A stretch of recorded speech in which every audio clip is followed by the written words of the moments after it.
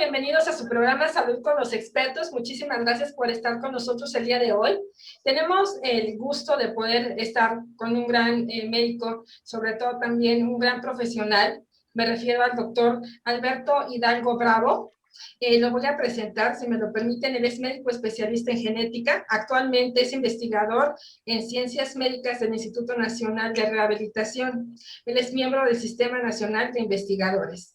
Y además, el día de hoy, con su amplia experiencia en diversos temas que tienen que ver con todo el universo de enfermedades raras, en fin, todo lo que tenga que ver con lo que nosotros presentamos aquí en nuestro programa, quiero decirles que el doctor nos va a hablar acerca del pasado y el futuro de la fibrodisplasia osificante progresiva. Un tema súper interesante que estamos ansiosos, doctor, de que usted nos presente esta información.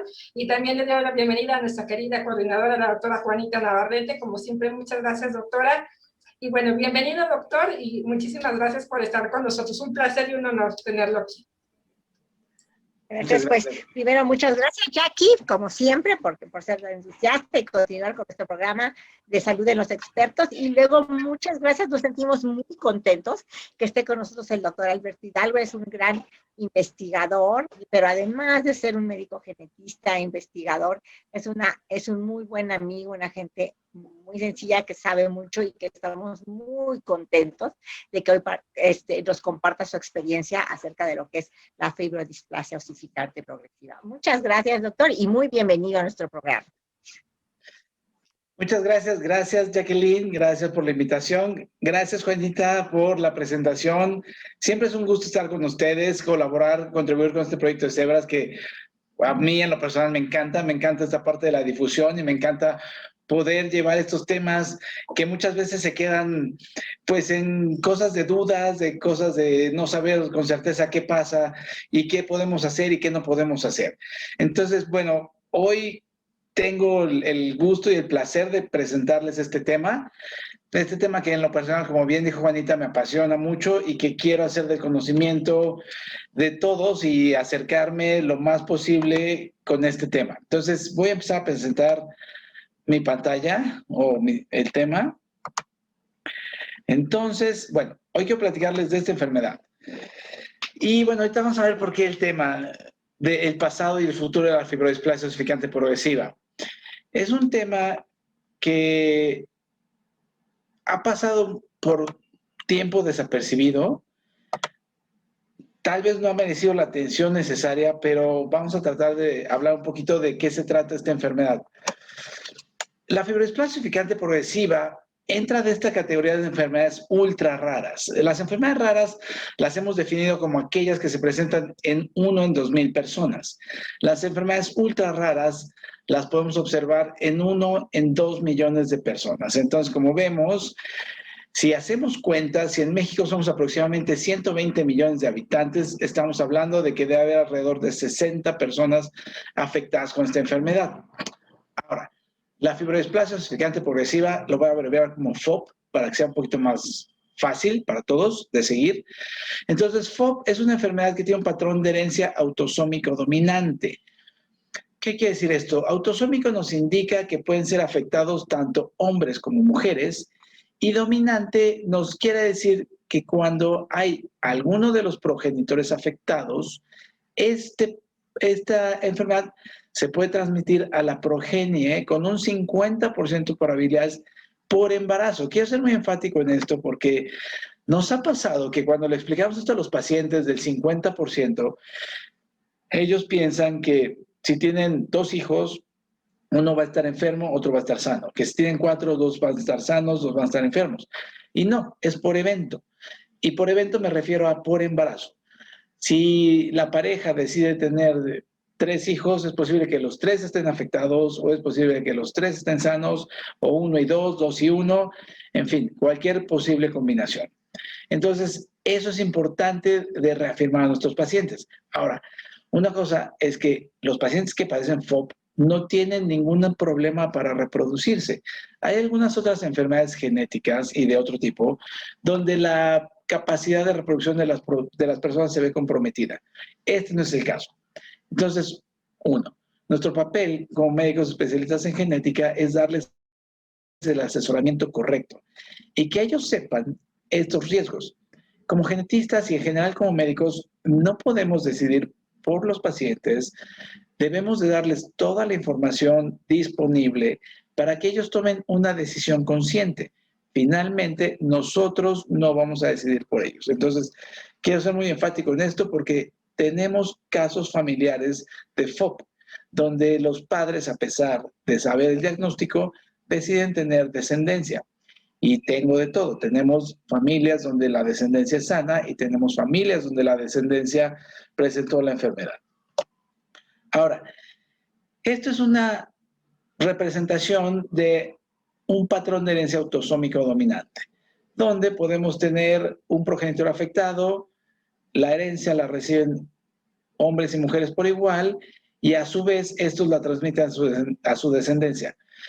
Los genetistas hablamos de un término que se llama transmisión vertical, es decir, que en todas las generaciones podemos encontrar afectados y sanos, y además, como comenté, afecta por igual a hombres y mujeres.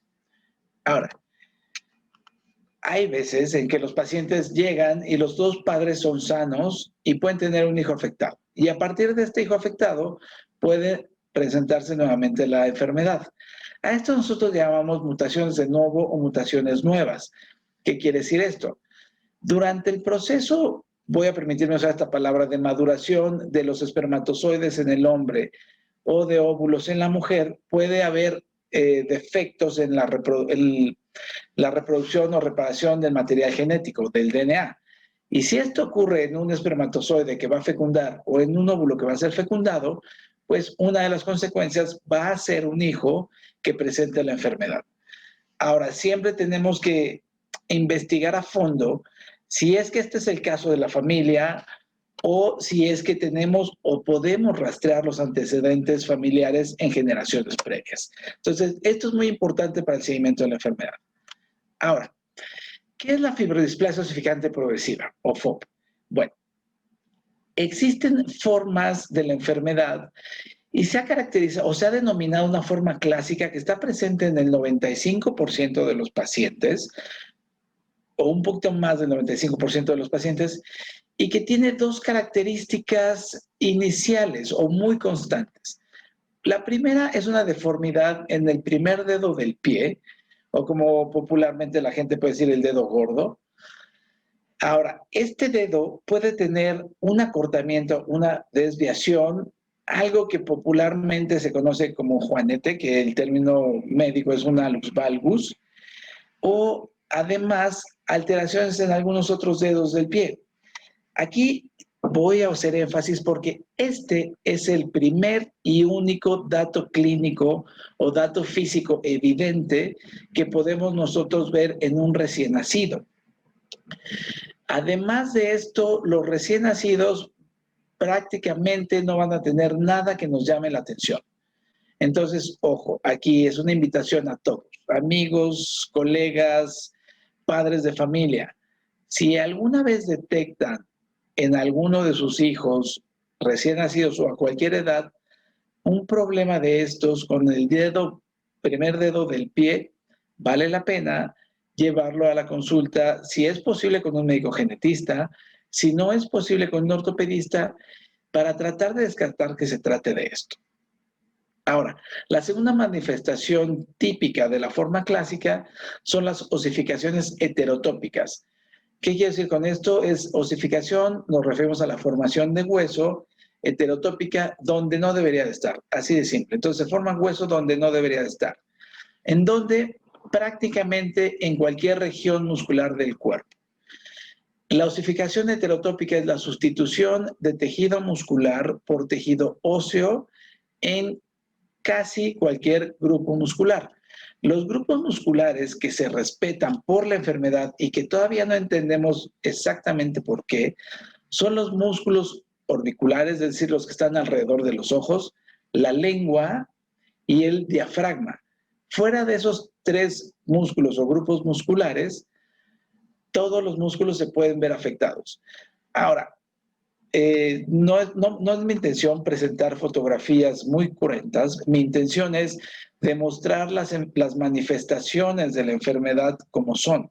¿Por qué? Porque esta es una de las enfermedades, o me atrevo a decir que es la enfermedad más discapacitante que yo conozco. ¿Por qué? Veamos estas fotografías. Estas protuberancias que nosotros vemos acá son formaciones óseas, por ejemplo, a lo largo de toda la columna vertebral y en algunos otros músculos de la parte posterior de tórax o parte baja o parte de la región lumbar. ¿Por qué digo que es altamente discapacitante? Si estos grupos musculares fueron sustituidos por hueso, se va a comprometer de manera muy importante la movilidad de estas regiones corporales. Estas regiones corporales van a hacer que los pacientes queden en una posición fija, me va a permitir ese término, y es decir, donde ya no hay movimiento. Entonces, ¿qué es lo que pasa? Si nosotros vemos, esta es una imagen de tomografía con reconstrucción esquelética, las flechitas pretenden señalar estas formaciones de hueso. La que estoy señalando aquí, que está en la articulación de la cadera, vemos que aquí la cadera, esto va a hacer que la cadera quede fija, es decir, va a perder toda movilidad la cadera. Otra vista de esta lesión es esta, si lo podemos ver, todo esto no debería estar aquí, es hueso heterotópico. Si nosotros vemos, por ejemplo, esta fotografía, esta banda que se ve que va del cráneo a la primera costilla, es una banda de hueso, es un listón de hueso que también compromete y limita de manera importante la movilidad del cuello. Esto es algo que no debería estar acá. Veamos esta otra, que hay formaciones prácticamente a lo largo de todo el fémur. Entonces, si esto lo vamos más arriba, seguramente encontraremos. Por eso es que para mí es la enfermedad más discapacitante que conozco.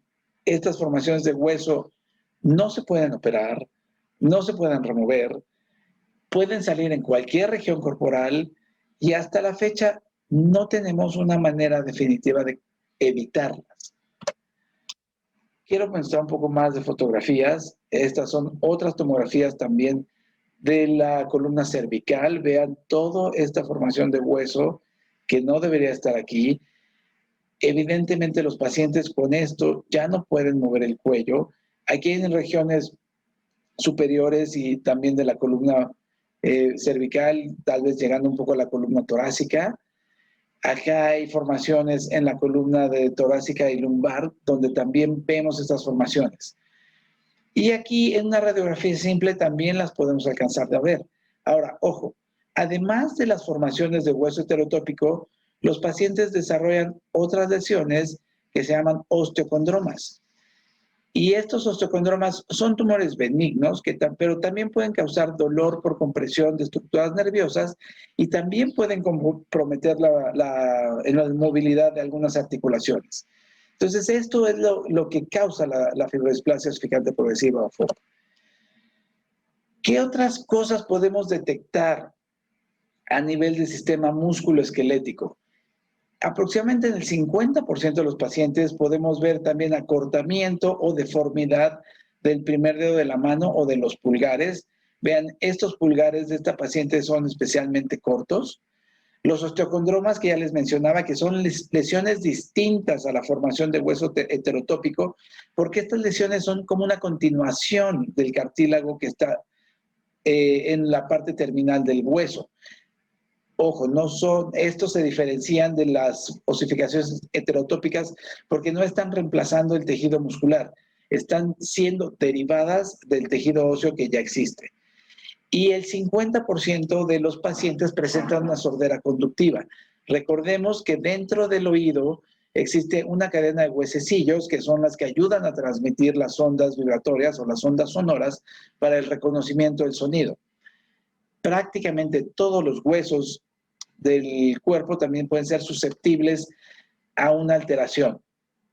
Ahora, nosotros podemos encontrar las alteraciones a nivel de columna cervical en un 80% de los pacientes y además la fibrodisplasia representa una enfermedad que también afecta la formación normal de hueso. Entonces, ojo, nos está condicionando formación de hueso donde no debería de haber y alteraciones en la formación de los huesos en sí mismos y pueden ser cualquier hueso. Otras alteraciones muy frecuentes que vemos es problemas en la articulación temporomandibular.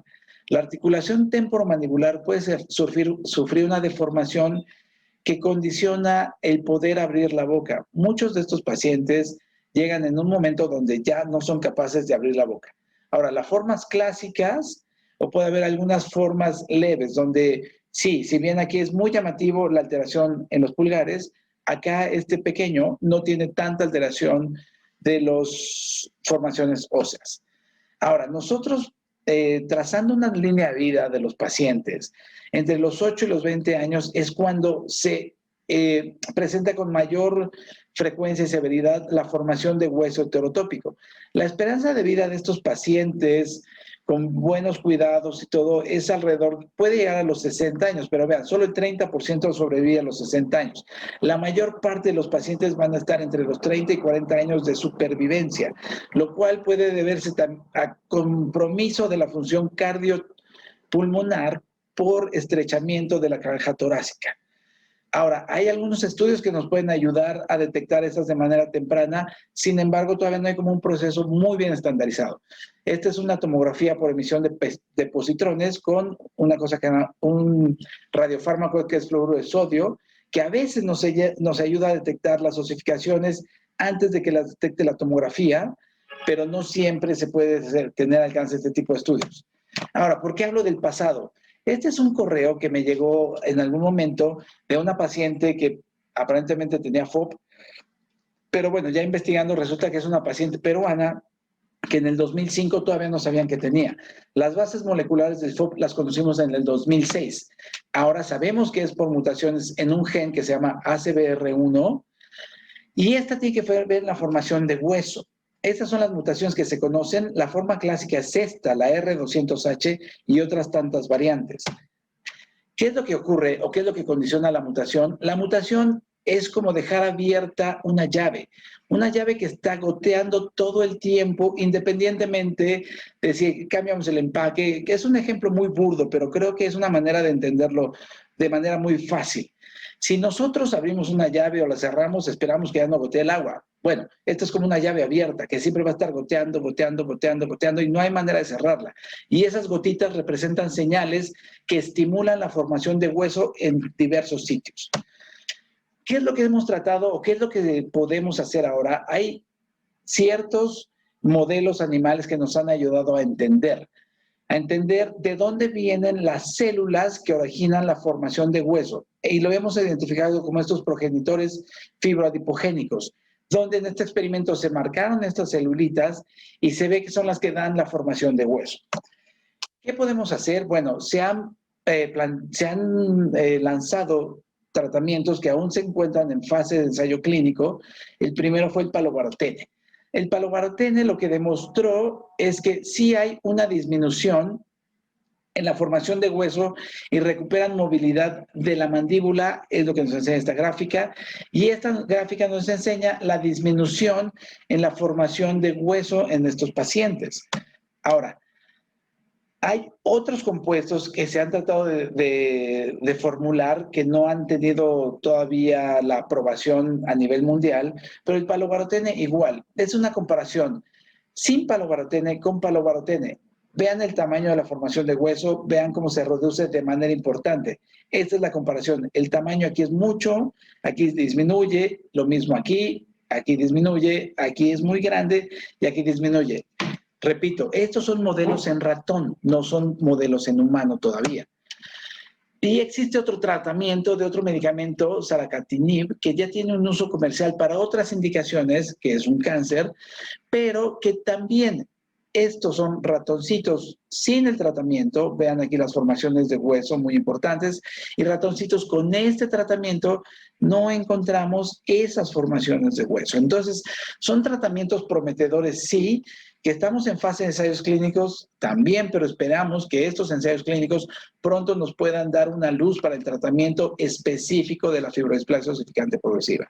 Ahora, ¿cómo estamos en México? En México hemos tratado de rastrear dónde están estos 60 pacientes que pensamos que debe haber. Este mapita lo actualicé el día de ayer, tratando de mostrar dónde están esos pacientes ubicados.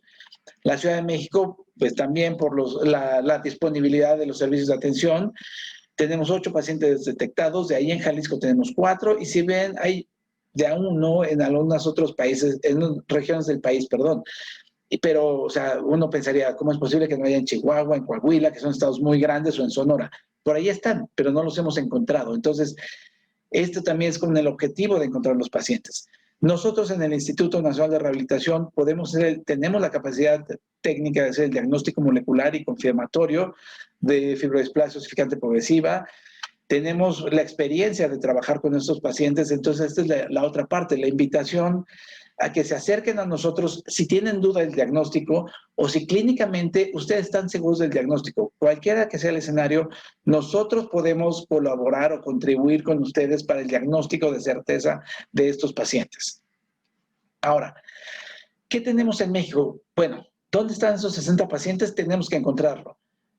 Estos pacientes están contraindicado cualquier tipo de intervención quirúrgica y cualquier procedimiento que signifique un trauma físico, llámese una extracción dental, inyecciones intramusculares. Esto es muy importante porque aproximadamente la mitad de nuestros pacientes han sido sometidos a un procedimiento quirúrgico. Tenemos una fundación o una asociación que se llama Pequeño León, si ustedes la pueden buscar en redes sociales. La persona que la dirige también trabaja muy de cerca con nosotros. Y como les decía, el INR es el centro de referencia para estos pacientes. Nosotros estamos abiertos a cualquier comunicación. Existe la IFOPA, que es la Asociación Internacional para FOP. Ellos también nos han apoyado muchísimo y han apoyado a muchas familias mexicanas. Y además conocemos, y si todo sale bien, algún momento podré formar parte de este Consejo Internacional para la atención del FOP, que es un conjunto de médicos a nivel internacional que son expertos en FOP. Entonces, por ahora podemos acercarnos a ellos, sí, recibir también apoyo de ellos también. Y pues bueno, simplemente recordar, este es el comercial, aquí está la página del Instituto Nacional de Rehabilitación y a nosotros nos pueden encontrar aquí bajo la liga del Servicio de Genética y Medicina Genómica. Esta es mi dirección de correo electrónico, está abierto para todos en cualquier momento y de verdad, si tienen cualquier duda, con mucho gusto podemos colaborar. Gracias.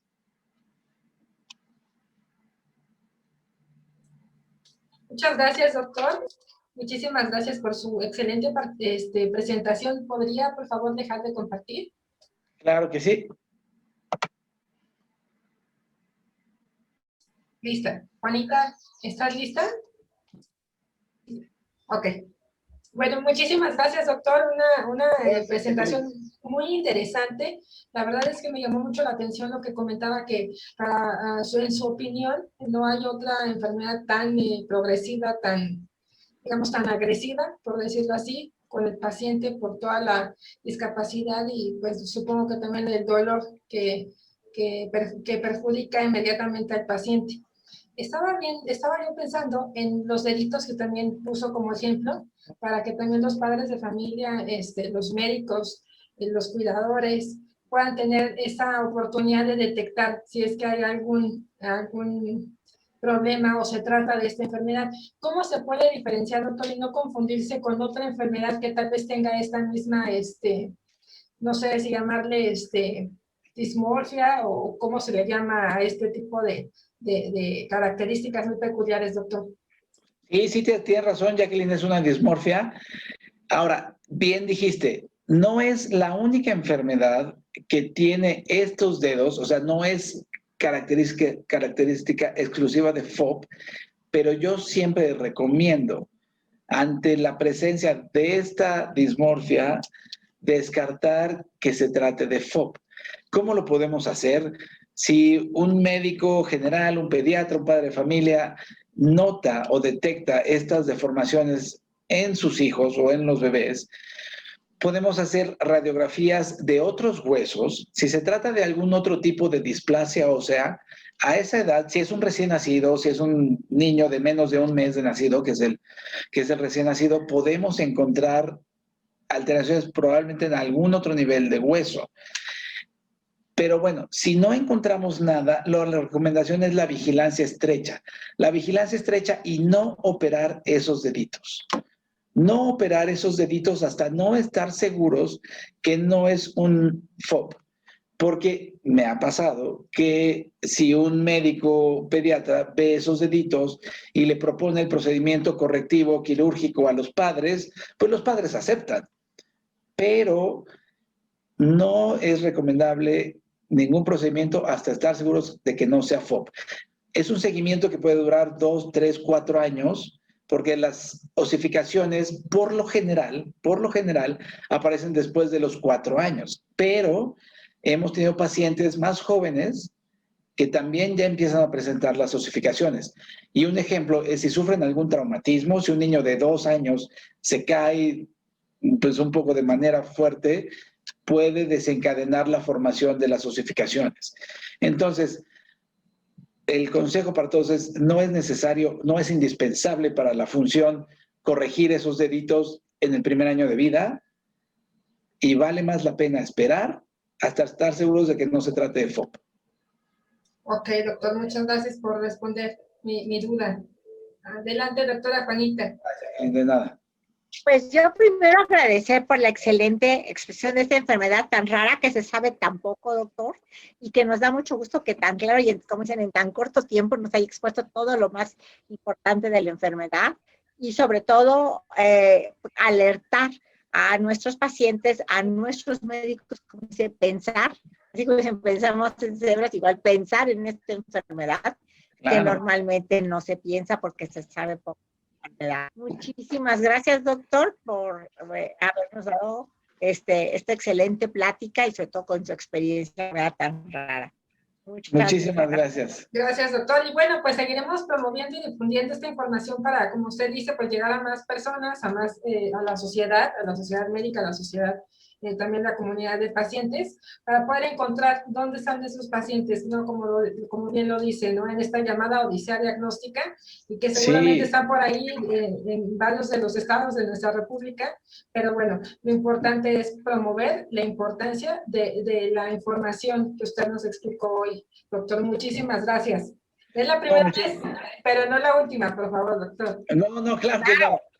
Claro. Nos dará mucho gusto seguirlo teniendo aquí con nosotros, doctor. Muchísimas gracias. Gracias a las dos, Jacqueline, gracias. Doctora Juanita, muchísimas gracias y esperemos vernos pronto. Por supuesto que sí, doctor. Muchas gracias. Muchas gracias, doctora Juanita, también, como siempre. Gracias. Un fuerte abrazo y muchísimas gracias. Gracias, hasta luego. Gracias por sintonizarnos y nos vemos hasta la próxima. Gracias.